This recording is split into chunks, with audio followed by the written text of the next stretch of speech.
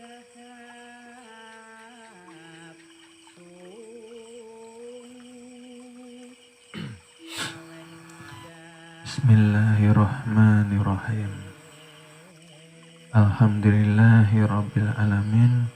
Wassalatu wassalamu ala asrafil anbiya'i wal mursalin sayyidina wa maulana Muhammadin wa ala alihi washabihi ajmain. Amma ba'd. Assalamualaikum warahmatullahi wabarakatuh.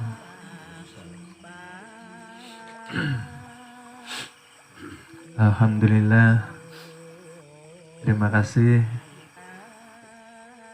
kami sampaikan kepada Bapak Ibu, adik-adik yang dirahmati dan dimuliakannya Allah Subhanahu wa Ta'ala.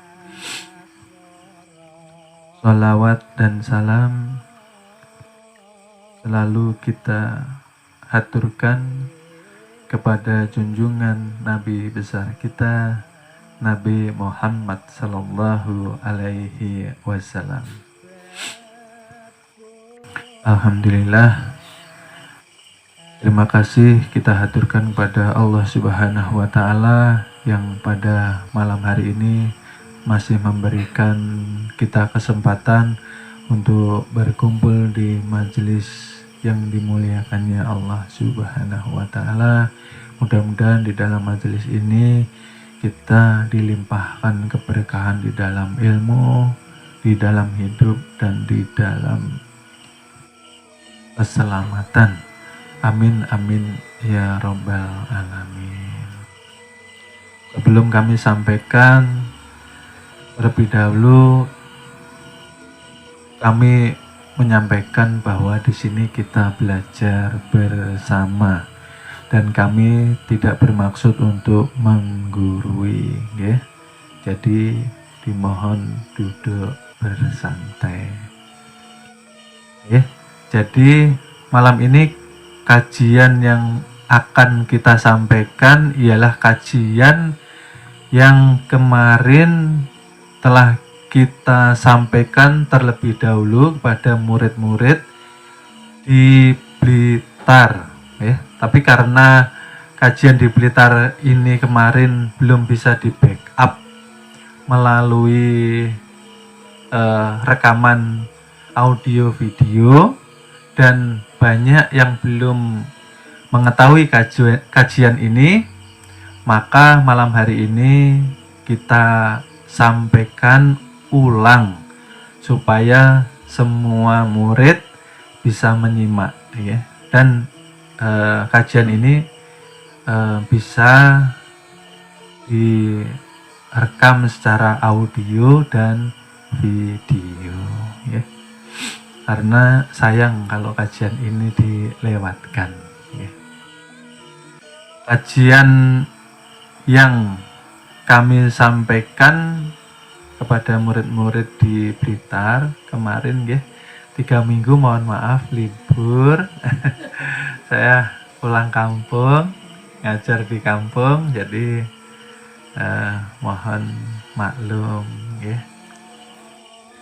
Jadi kajian yang kami sampaikan ialah bagaimana kita bisa selamat melalui jalan mematikan diri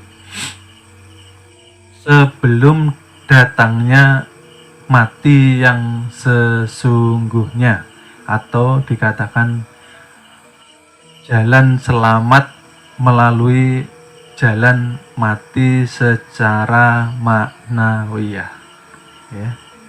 Jadi ada dua, Bapak Ibu, kematian ini. Jikalau kita sebelum datangnya kematiannya sesungguhnya kita mampu menggapai kematian secara maknawiyah, insya Allah kita akan selamat dunia wal akhirat, ya. Dan itu yang akan kita bahas malam ini, yang akan kita ulang secara live ya, di pusat uang, agar semuanya bisa menyimak ya. Sebelum kami mulai, kami ingin menyapa Bapak Ibu, bagaimana kabarnya? Alhamdulillah sehat ya. Ya alhamdulillah, karena sehat termasuk di dalam rezeki. Alhamdulillah, kalau sehat, mudah-mudahan sehat zahir dan sehat batin. Karena modal daripada sehat inilah diharapkan kita mampu meningkatkan nilai ibadah kepada Allah Subhanahu wa Ta'ala. Karena barang siapa yang telah sampai kepada umur 40 tahun, maka langit akan menyeru kepada kita ya. Yang 40 tahun ya atau lebih, maka setiap hari langit sesungguhnya menyeru kepada kita, tetapi kebanyakan kita belum bisa mendengar seruan dari langit itu. Masih ingat ya Bapak Ibu, seruan dari langit kepada kita setiap hari? Wahai Fulan bin Fulan, apa yang telah engkau persiapkan dan bekal apa yang akan engkau bawa nantinya setelah datangnya kematian kepada dirimu. Ini setiap hari langit menyeru kepada kita yang sudah berumur 40 tahun atau lebih. Nah, kita yang mungkin belum mencapai umur 40 tahun pun juga harus bersiap dan menyiapkan bekal untuk berpulang ke rahmatullah. Karena kepulangan itu nyata adanya, bukan hanya dongeng semata. Setiap hari ada yang pulang. Lalu persiapan apa yang akan kita jadikan untuk menyelamatkan diri kita? Kalau persiapan kita hanyalah ibadah, amal ibadah dan pahala, maka siap-siap akan dihisap atau dihitung atau akan ditimbang oleh kenikmatan yang telah Allah berikan. Kebanyakan tidak selamat ya, karena bekal yang mampu menyelamatkan kita ialah iman dan takwa. Karena Rasul mengatakan bahwa Rasul masuk surga pun bukan karena ibadah dan pahala ya, tapi bukan berarti lalu kita tidak beribadah. Tetap kita beribadah, akan tetapi hanya ridho dari Allah Subhanahu wa Ta'ala sekarang yang kita harapkan, bukan pahala. Karena kita telah diperkenalkan untuk mengenal diri. Setelah mengenal diri, kita mengetahui dengan sebenar-benarnya rahasia insan. Nah, rahasia insan ini yang akan kita kembali ulas supaya Bapak Ibu tidak lupa ya, bahwa banyak sekali orang beribadah, banyak sekali orang sholat, banyak sekali orang zikir, banyak sekali orang puasa, tetapi sungguh amat sangat disayangkan mereka tidak mendapatkan apa-apa melainkan hanya lelah, hanya capek saja. Itu saja yang didapatkan. Selain itu, mereka justru mendapatkan kemurkaan dari Allah Subhanahu wa Ta'ala. Kenapa, Bapak Ibu masih ingat? Karena terkadang orang beribadah tidak didasari dengan ilmu awaludin ma'rifatullah. Banyak orang ibadah tidak didasari dengan awal-awal mereka ibadah harusnya mengenal yang disembah dahulu. Akhirnya mereka sholat, akhirnya mereka zikir, hanya berhayal. Karena syahadatnya sebatas di lisan saja. Mereka belum mampu menyaksikan dengan sebenar-benarnya Allah Ta'ala itu. Karena Allah itu sangat jelas, sangat terang, dan sangat nyata adanya. Di samping Allah itu mempunyai nama yang maha ghaib. Nah, ini perlu kita kaji agar supaya kita berpulang ke rahmatullah tanpa hisab. Sayang Bapak Ibu, coba kita bayangkan seandainya kita punya saudara, seandainya kita punya tetangga, kita lihat mereka rajin sekali ibadah, rajin sekali mereka sholat jamaah ke masjid. Akan tetapi seandainya mereka tidak tahu hakikat diri mereka itu sendiri dan hakikat ibadah itu sendiri, alangkah disayangkannya. 5 waktu tidak pernah lepas jamaahnya, rajin zikir, rajin puasa, rajin baca Al-Quran.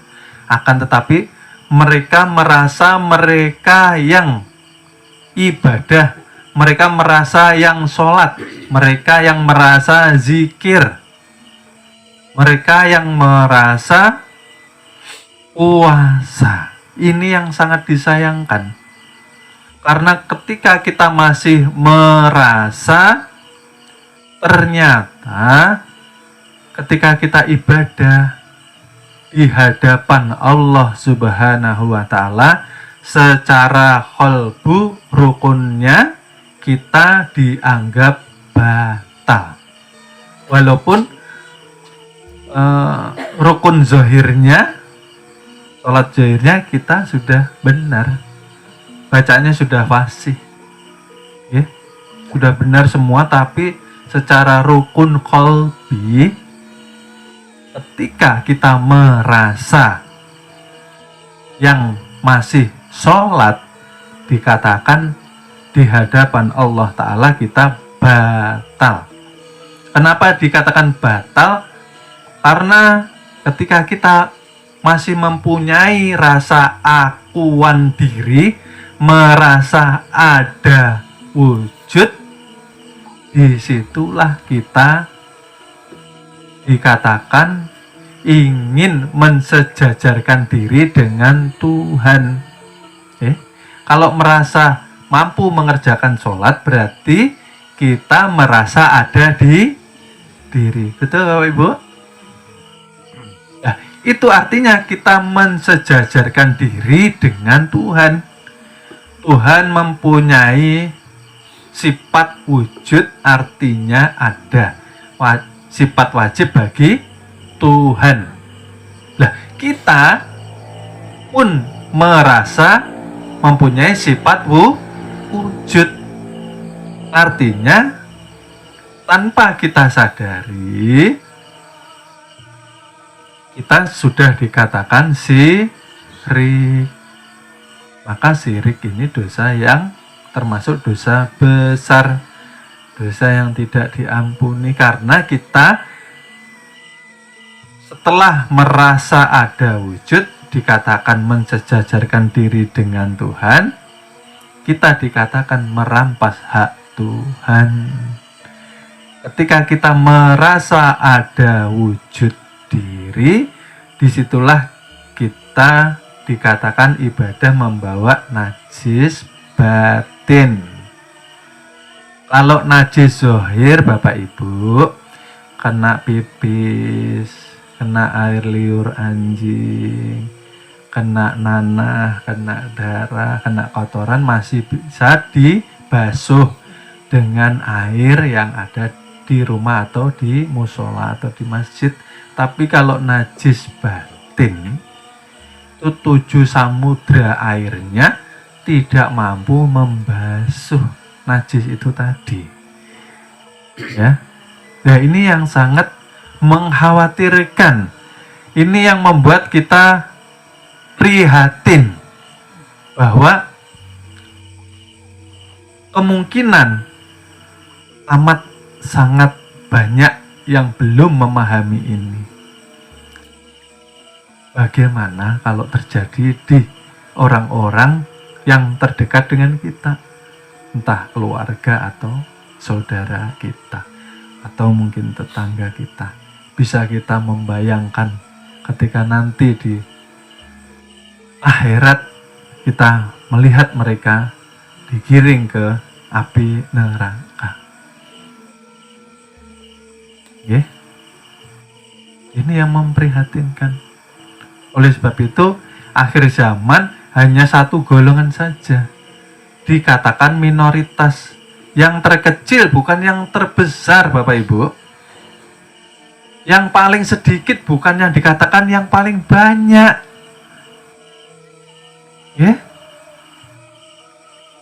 Karena ilmu ini seperti ketika Rasulullah berdakwah di awal-awal Islam masuk Mekah Madinah. Islam ini terasa asing karena banyak orang belum mengenal yang dikatakan awaluddin ma'rifatullah, belum memahami begitu pentingnya pemahaman ini, Bapak Ibu. Maka pemahaman ini dasar, pondasi. Kalau pondasi ini tidak ada, maka runtuh semua amal ibadah. Runtuh, Bapak Ibu. Banyak orang terperdaya, banyak orang tertipu dengan ibadahnya. Mereka seakan-akan merasa ibadahnya yang terbaik. Mereka mengira seakan-akan ibadahnya sudah mampu menghasilkan pahala yang begitu banyaknya. Ternyata ketika di padang mahsyar, kotak amal ibadahnya, kotak pahalanya ketika dibuka, ternyata tinggal debu saja, Bapak Ibu.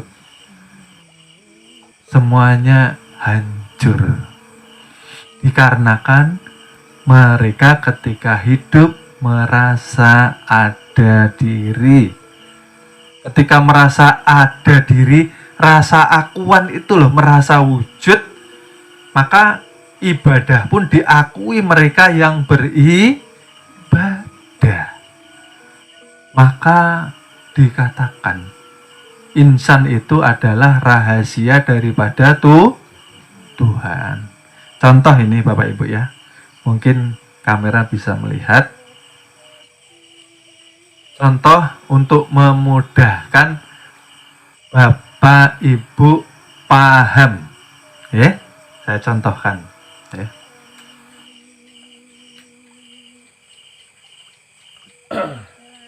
Ini kita melihat secara tarki.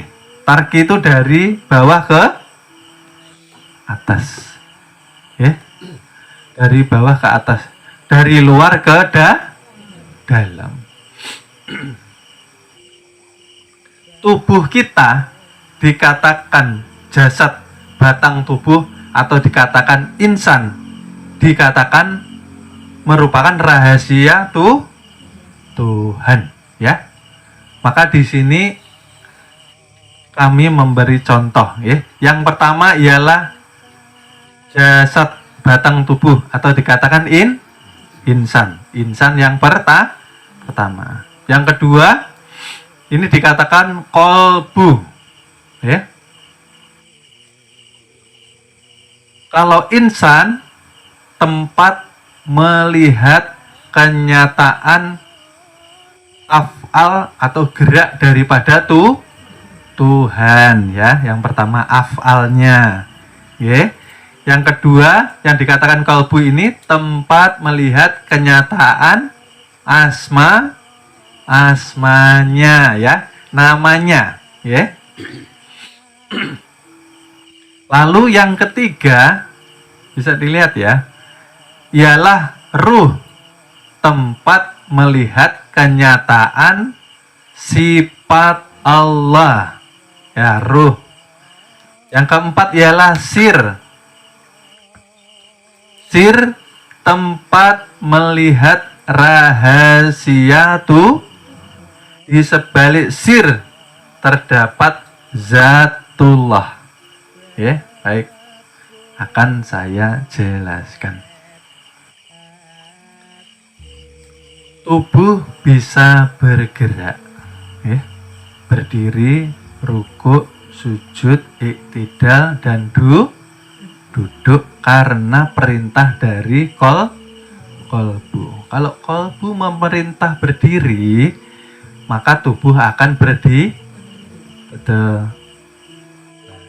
Kalau kolbu menyuruh rukuk, maka tubuh akan Artinya yang mempunyai perintah bukan tubuh, melainkan kolbu. Saya simpan Bapak Ibu. Kolbu pun seperti tubuh. Kolbu bisa mempunyai keinginan untuk berdiri, rukuk, dan sujud karena kenyataan daripada sifat Allah yang disimpan di dalam ruh melalui kodrat dan kehendak dan kalau tidak ada sifat kenyataan Tuhan yang mengatakan bahwa ruh menyimpan kodrat irodat Allah, maka kolbu tidak akan mampu memerintah jasad. Paham Bapak Ibu? Berarti kolbu mampu memerintah jasad karena perintah dari ruh. Ya, saya simpan lagi. Paham ya? Ruh ini pun seperti tubuh, mampu memerintah kolbu melalui sifat kodrat irodat yang dikatakan kenyataan daripada sifat Allah karena ada perintah daripada sir, ya. Tanpa ada sir atau rahasia Tuhan, maka ruh tidak mampu mempunyai kodrat irodat. Ruh tidak mempunyai kehendak dan kuasa tanpa sir. Dikatakan sir ialah zatullah, ya. Artinya sebenar-benarnya insan ialah Allah. Paham Bapak Ibu? Artinya sekarang tanazul, ya, tanazul, ya. Artinya bahwa ini tadi Tuhan mengatakan bahwa yang menciptakanmu, yang menjadikan gerak dan kehendakmu ialah aku, kata Allah. Artinya yang wujud, yang nyata adanya. Inilah dikatakan kenyataan daripada sifatnya, asmanya, dan af'alnya Allah. Dikatakanlah ini wujudullah. Nggih? Paham Bapak Ibu? Ditilik secara tarki dari luar ke dalam. Nggih? Sekarang ditilik dari tanazul. Nggih? Ini tadi zat, sir, sifat, asma, dan af'al. Bahwa seluruh gerak yang keluar dari tubuh ternyata perintah daripada zatullah. Artinya Bapak Ibu, di sini kita harus membangun kembali kesadaran diri, bahwa hakikat kita ialah tempat melihat kenyataan dan wujudnya daripada kebesaran Allah Subhanahu wa Ta'ala. Artinya kita ini tiada. Kalau sudah tiada, lah kita ini apa?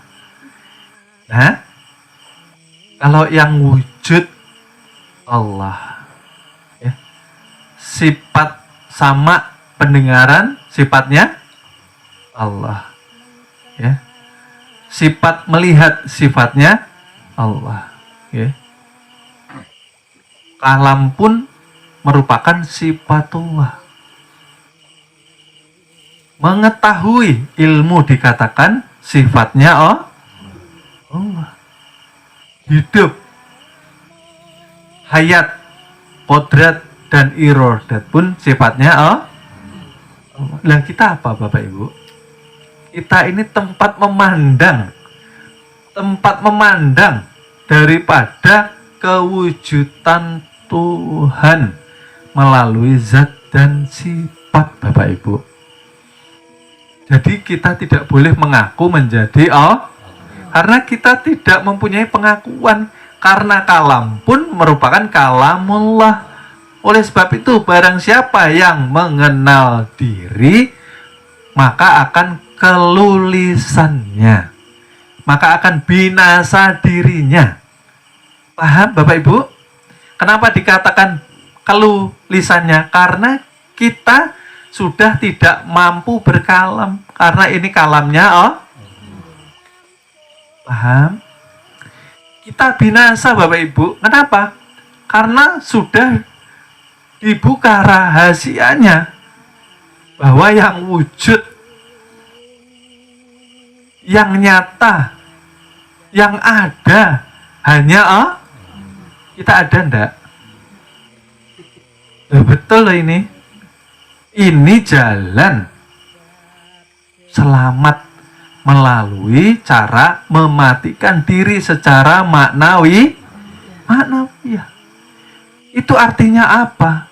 Ketika seseorang mengenal Tuhan, maka dia sudah menghilangkan rasa keakuan. Bukan aku lagi yang melihat, melainkan Tuhan yang melihat melalui zat dan sifatnya yang terkandung di dalam ruhani, karena ruhlah yang hakikatnya melihat dan mendengar. Artinya, panakan kesadaran diri kita, karamkan, tenggelamkan kesadaran adanya keakuan diri kita ini di dalam pandangan batiniyah atau kolbu kita. Paham gak ini? Kita tidak mampu fana Bapak Ibu, hakikatnya. Kita tidak mampu karam. Kita tidak mampu tenggelam tanpa pertolongan dari Allah Subhanahu wa Ta'ala. Tapi kenapa ilmu ini dijabarkan oleh Rasulullah Shallallahu Alaihi Wasallam? Ilmu ini merupakan metode, satu cara untuk mempanakan diri melalui pandangan batin, bahwa kita sadar sesadar-sadarnya ternyata adanya diri kita karena Allah ingin tajalli, karena Allah ingin dikenal. Kita tidak ada, Bapak Ibu. Wong nyata tadi sudah kok dijelaskan. Bisanya jasad ini berdiri, rukuk, sujud, iktidal, duduk karena perintah dari kolbu. Kalau kolbu tidak memerintah, apakah bisa ini bergerak? Tidak mampu Oleh sebab itu, kalau sholat pasti didahului dengan timbulnya niat dari kolbu. Timbulnya niat dari kolbu karena adanya sifat Tuhan yang nyata. Mohon maaf, akan kami lanjut ke episode berikutnya. Terima kasih.